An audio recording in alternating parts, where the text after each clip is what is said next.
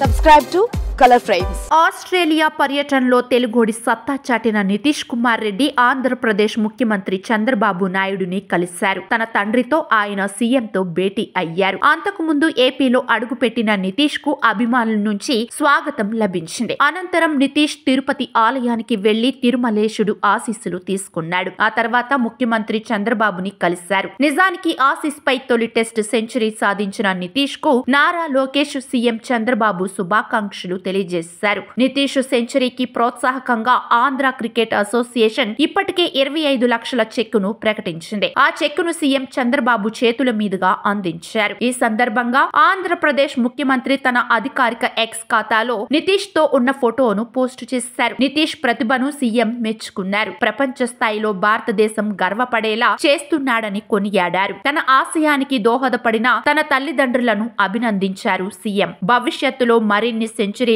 కొట్టాలని ఆకాంక్షించారు CM Chandrababu. Nitish Perth test match ద్వారా టెస్టుల్లోకి అరంగేట్రం చేశాడు. తన తొలి మ్యాచ్ మొదటి ఇన్నింగ్స్ లో కీలక ఇన్నింగ్స్ ఆడి కష్టాల్లో ఉన్న జట్టును ఆదుకున్నాడు. ఈ సిరీస్ లో నితీష్ 3 సార్లు అర్ధ సెంచరీని మిస్ చేసుకున్నాడు. కానీ మెల్బోర్న్ లో సెంచరీతో ఓచకోత కోశాడు. మెల్బోర్న్ టెస్ట్ తొలి ఇన్నింగ్స్ లో అతను అద్భుతమైన ఆట తీరుతో 171 బంతుల్లో 10 ఫోర్లు 1 6 సాయంతో 3 అంకెల స్కోర్ ను అందుకున్నాడు. సెంచరీ చేసిన అనంతరం తనదైన శైలిలో సంబరాలు చేసుకున్నాడు. వీడియో మీకు నచ్చినట్లయితే ప్లీజ్ లైక్ చేయండి, షేర్ చేయండి, కామెంట్ చేయండి.